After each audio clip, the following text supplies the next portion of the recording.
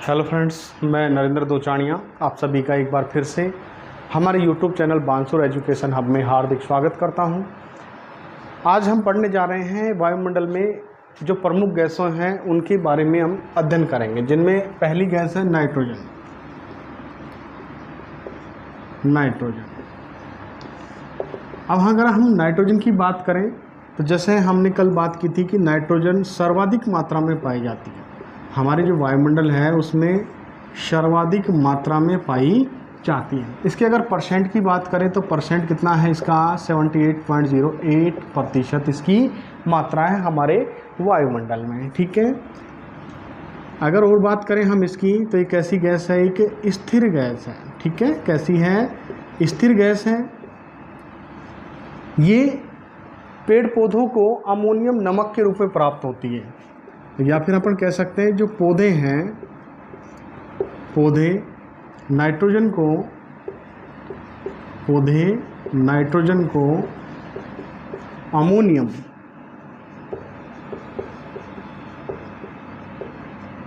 नमक के रूप में प्राप्त करते हैं।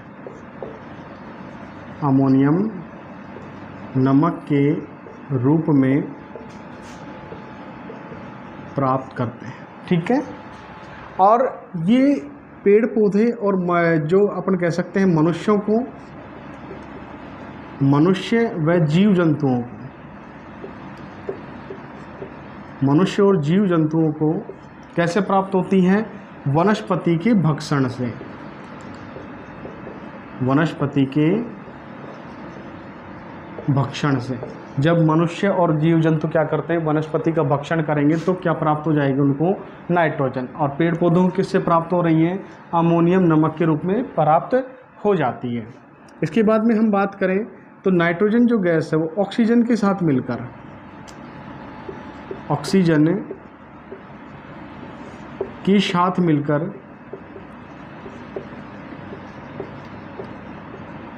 मिलकर जो अपना होमोस्फीयर है, होमोस्फीयर अर्थात सममंडल के 99% भाग का निर्माण करती है। ठीक है, कितने परसेंट भाग का निर्माण करती है? 99% भाग का निर्माण करेगी। ठीक है, इसके बाद में हम देखें कि जो नाइट्रोजन गैस है ये रासायनिक अभिक्रिया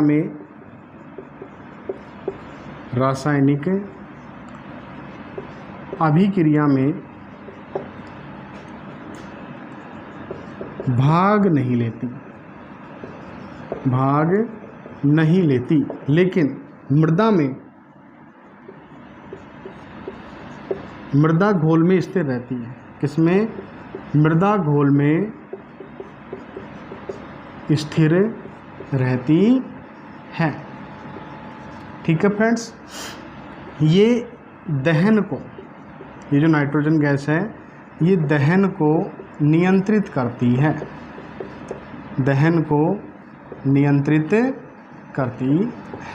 ठीक है। अगर हम इसकी ऊंचाई की बात करें, नाइट्रोजन की ऊंचाई, कि नाइट्रोजन की जो सर्वाधिक मात्रा है या अधिकांश जो मात्रा है वो कितनी ऊंचाई तक रहेगी? तो ये अधिकांश तक कितने किलोमीटर तक? 100 किलोमीटर तक, अपने पृथ्वी के धरातल से कितने? 100 किलोमीटर तक की ऊंचाई तक क्या रहती है? पाई जाती है। ठीक है, तो ये कुछ नाइट्रोजन के बारे में बातें हैं कि सर्वाधिक मात्रा में है कितना प्रतिशत? 78.08% इसकी मात्रा पाई जाती है। ये कैसी गैस है? स्थिर गैस है, अपरिवर्तनशील गैस है। ठीक है, क्योंकि इसके जो परसेंटेज में बदलाव नहीं होता है। पौधों को ये किस रूप में प्राप्त होती है? अमोनियम नमक के रूप में प्राप्त होती है। और मनुष्य और जीव जंतुओं को कैसे प्राप्त होगी? जब वो वनस्पति का क्या करते हैं? भक्षण करते हैं। ठीक है, अगर ऑक्सीजन के साथ अगर इसका जो डेटा है इसको काउंट कर लिया जाए तो ये होमोस्फीयर अर्थात सममंडल कि कितने प्रतिशत भाग का? 99% भाग का निर्माण करते हैं। अगर दो गैसें ऑक्सीजन और नाइट्रोजन को अगर मिक्स कर दिया जाए नाइट्रोजन, दोनों के अगर परसेंट को मिलाया जाए तो ये 99% भाग का क्या कर देंगे, निर्माण करते हैं। ठीक है, रासायनिक अभिक्रिया में भाग नहीं लेती है। ठीक है, लेकिन मृदा घोल में क्या रहती है, ये स्थिर रहती है। ठीक है, ये दहन को क्या करती है, नियंत्रित करती है। अगर नाइट्रोजन गैस नहीं होती तो क्या होता कि जो अग्नि है वो लगातार चलती रहती है। उसको नियंत्रण में लाने के लिए किसकी आवश्यकता होती है, नाइट्रोजन की, जो अपने वायुमंडल में बहुत बड़ी मात्रा में पाई जाती है। ठीक है, अगर इसकी अधिकांश ऊंचाई की बात करें कि कहाँ तक नाइट्रोजन गैस पाई जाएगी, तो अधिकतम इसकी ऊंचाई कितनी हो जाती है, 100 किलोमीटर तक अधिकांशतः नाइट्रोजन अपनी पाई जाएगी। ठीक है, इसके बाद में हम दूसरी देखते हैं, कौन सी, ऑक्सीजन। कौन सी गैस है, ऑक्सीजन।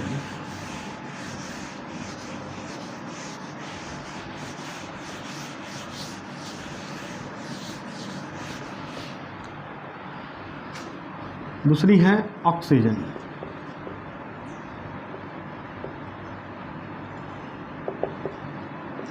ऑक्सीजन कैसी गैस है, ये भी स्थिर है। कैसी है, स्थिर गैस है।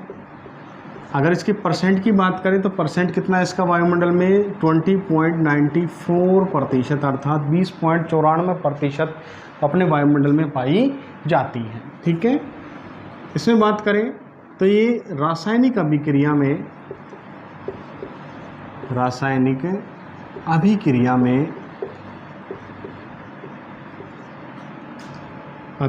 में भाग लेती है।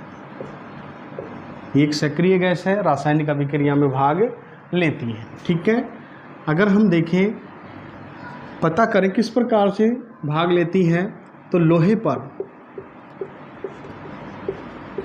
पर जंग लगना किसके कारण संभव होता है, ऑक्सीडेशन की एक प्रक्रिया होती है। ऑक्सीकरण की एक प्रक्रिया होती है, ऑक्सीडेशन की एक प्रक्रिया होती है, जिसके कारण किस पर, लोहे पर जंग लग जाती है। ठीक है, तो वो ऑक्सीजन के कारण ही क्या होता है, संभव होता है। ठीक है, ये जीवनदायिनी गैस है। कैसी है, जीवनदायिनी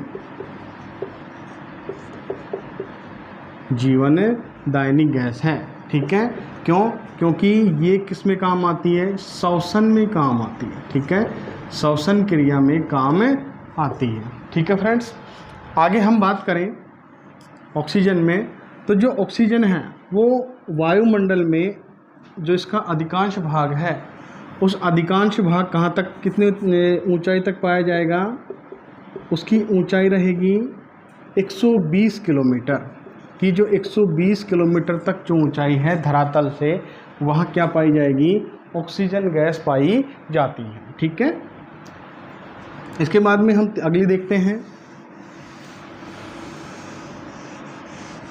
हाँ, इससे पहले इसका निर्माण, ऑक्सीजन का निर्माण, कि ऑक्सीजन का निर्माण कैसे होता है।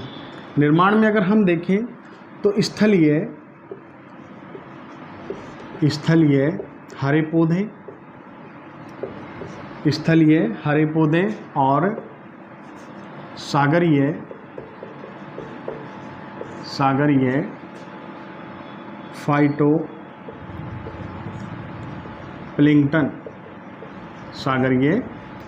फाइटोप्लैंक्टन, अर्थात पादप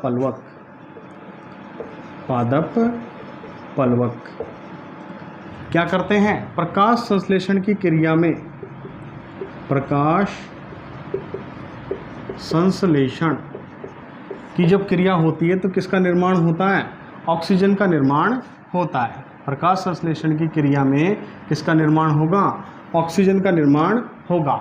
और ये जब प्रकाश संश्लेषण क्रिया होती है तो उसमें जो कार्बन डाइऑक्साइड है वो किस में हो जाती है, भोजन बनाने में सहयोग करती है, और बाद में कौन सी गैस बनती है, ऑक्सीजन। तो स्थलीय हरे पौधे और सागरीय फाइटोप्लैंक्टन किसका निर्माण करेंगे, ऑक्सीजन गैस का निर्माण करते हैं। ठीक है, अगली कौन सी है, कार्बन डाइऑक्साइड।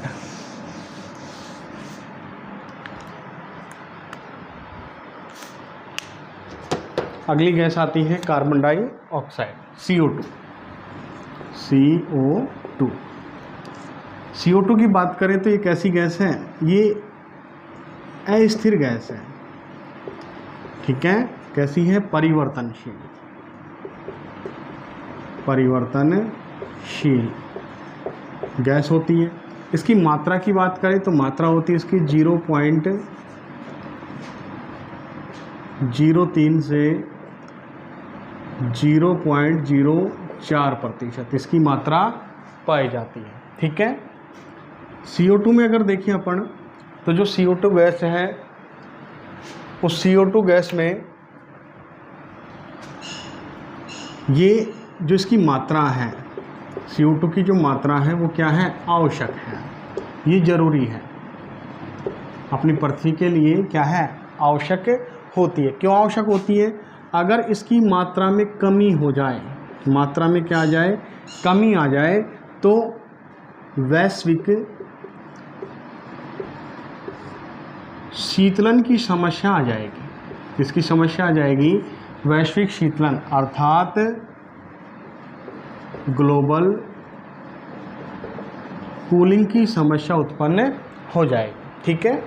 अगर इसकी मात्रा में क्या हो जाए, बढ़ोतरी या वृद्धि हो जाए, अगर इसकी मात्रा में क्या हो जाए, वृद्धि हो जाए, तो समस्या कौन सी आ जाएगी, वैश्विक ऊष्मन की समस्या उत्पन्न हो जाएगी। ठीक है, अर्थात ग्लोबल वार्मिंग,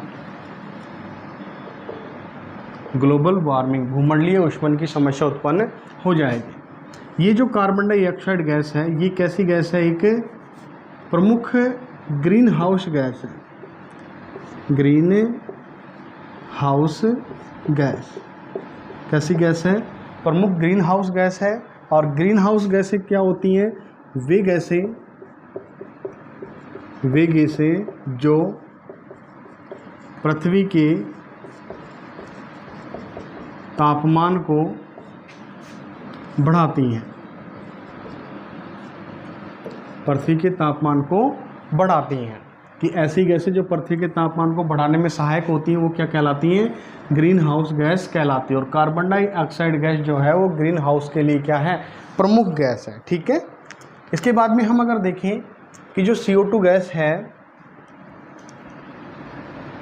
ये प्रकाश संश्लेषण की क्रिया में काम करती है, प्रकाश संश्लेषण में काम आती है। ठीक है।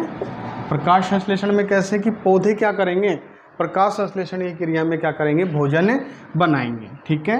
क्या करते हैं, पौधे अपना भोजन बनाते हैं, पौधे अपना क्या बनाएंगे, भोजन बनाते हैं। ठीक है। तो प्रकाश संश्लेषण की जब क्रिया होती है तो उसमें CO2 की किस काम में आएगी, कि पौधे क्या बनाएंगे, अपना भोजन बनाते हैं। ठीक है। इसके बाद में अगर हम देखें तो जो कार्बन डाइऑक्साइड जो गैस है ये महासागरों में कैल्शियम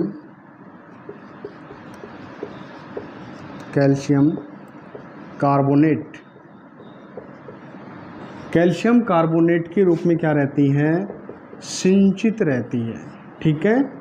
कैल्शियम कार्बोनेट के रूप में क्या रहती हैं, सिंचित रहती है। कहाँ रहती हैं, महासागरों में सिंचित रहती हैं। इसलिए जो महासागर होते हैं वो पृथ्वी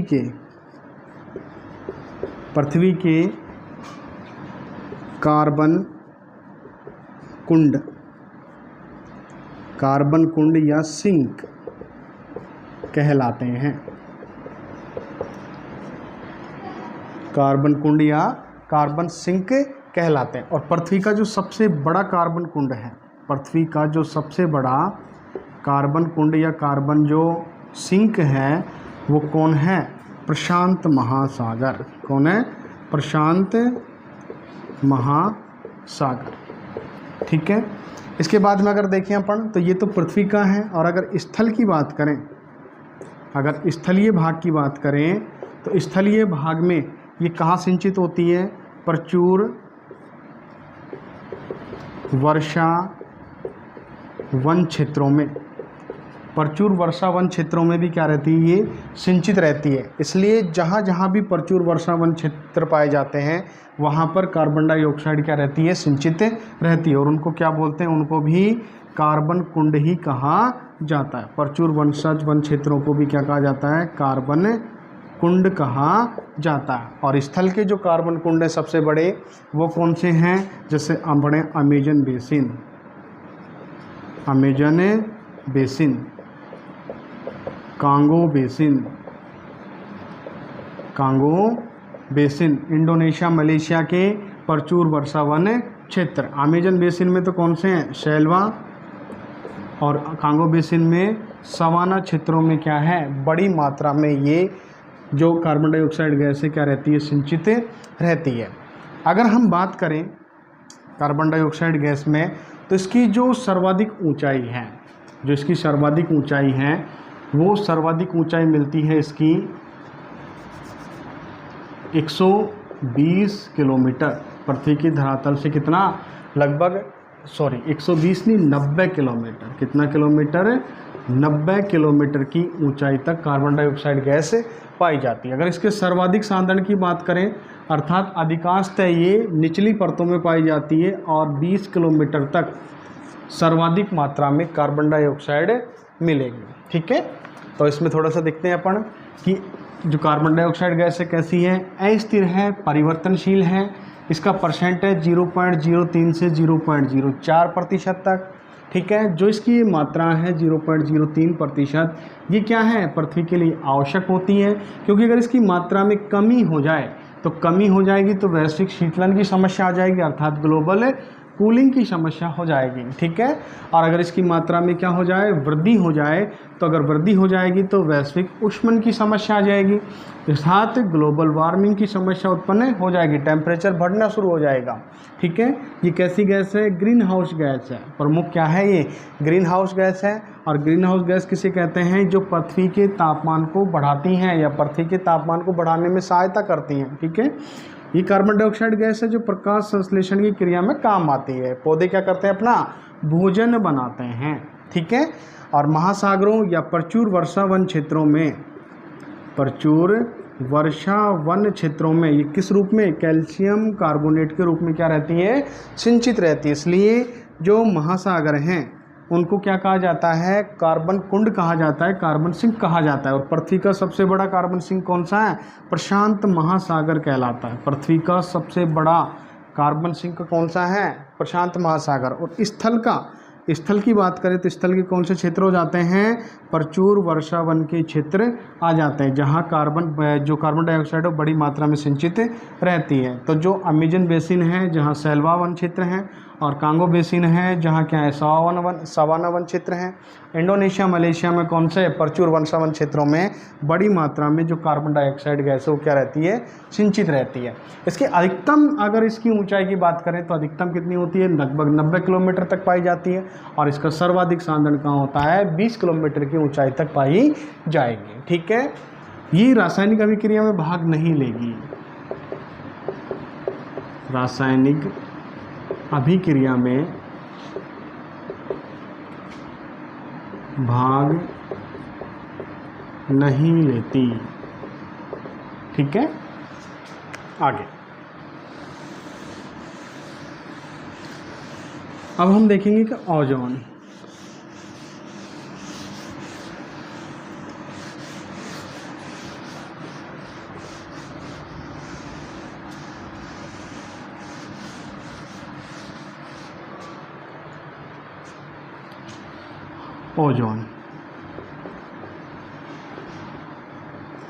ओजोन जो गैस है, ओजोन गैस की बात करें तो ये ओजोन गैस भी कैसी है? अस्थिर गैस है। कैसी है? अस्थिर है, परिवर्तन होता है। क्या होता है? इसमें परिवर्तन पाया जाता है। इसकी मात्रा की बात करें, मात्रा कितनी है? 0.00006% इसकी वायुमंडल में मात्रा पाई जाती है। ठीक है, अगर हम देखें तो इसे जीवन रक्षक और पृथ्वी की छतरी कहा जाता है। पृथ्वी की छतरी, पृथ्वी की छतरी कहा जाता है। क्यों कहा जाता है? इसके पीछे रीजन क्या है कि सूर्य से जो पैराबैंगनी किरणें आती हैं, पराबैंगनी किरणें आती हैं, उन किरणों को क्या करती है, ये अवशोषित कर लेती हैं, अवशोषित कर लेती हैं, जिससे अपनी पृथ्वी क्या हो जाती है, सुरक्षा हो जाती है। अगर ये पराबैंगनी किरणें अगर पृथ्वी पर आ जाएं तो पृथ्वी पर आने के बाद में समस्या उत्पन्न हो जाएगी, किसकी, भूमंडलीय तापन की, ठीक है, ग्लोबल वार्मिंग की समस्या आ जाएगी, त्वचा कैंसर में वृद्धि हो जाएगी। तो इससे क्या करेगी, पराबैंगनी किरणों को क्या कर लेती है, अवशोषित कर लेती है, इसलिए इसे जीवन रक्षक और पृथ्वी की छतरी कहा जाता है, ठीक है। इसकी बात करें तो ये ऑक्सीजन का त्रि एटॉमिक रूप है, ठीक है। ऑक्सीजन का कैसा रूप है, ये त्रि एटॉमिक, अर्थात 3 अणु मिल जाते हैं ऑक्सीजन के, तो क्या बन जाती हैं, ओजोन बन जाती है, ठीक है। इसके बाद में हम देखें तो जो ओजोन गैस है,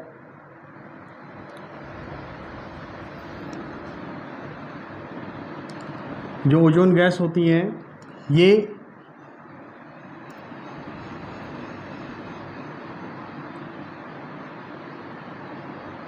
वायुमंडल में इसका जो सर्वाधिक सांद्रण है, ये वायुमंडल में समताप मंडल में पाई जाती है। कौन से मंडल में, समताप मंडल में पाई जाती है, ठीक है। अगर इसकी वैसे ऊंचाई देखें तो इसकी जो ऊंचाई है, इसकी जो ऊपरी सीमा है वो सतह से कितना, 55 किलोमीटर तक होती है, सतह से कितना, 55 किलोमीटर तक होती है। और इसका सांद्रण देखें अपन तो 15 से 35 किलोमीटर तक ये क्या पाई जाती है, सर्वाधिक पाई जाती है, ठीक है। 15 से 35 किलोमीटर तक ये क्या पाई जाएगी, सर्वाधिक मात्रा में पाई जाएगी। इस 15 से 35 किलोमीटर की ऊंचाई को अपन क्या बोल सकते हैं, ओजोन मंडल, क्या बोल सकते हैं, ओजोन मंडल भी बोलते हैं, ठीक है। अगर बात करें अपन इसके अत्यधिक सांद्रण की, तो इसका जो अत्यधिक सांद्रण है, इसका अत्यधिक सांद्रण पाया जाएगा वो है 20 से 25 किलोमीटर की ऊंचाई पर, ठीक है। और अगर हम बात करें कि सर्वाधिक जो संकेंद्रित है, सर्वाधिक संकेंद्रित जो है ये मिलती है 22 किलोमीटर पर, ठीक है। सर्वाधिक संकेंद्रित कितने किलोमीटर पर मिलती है, 22 किलोमीटर की ऊंचाई पर मिलती है, ठीक है फ्रेंड्स। इस गैस की बात करें तो ये हल्के नीले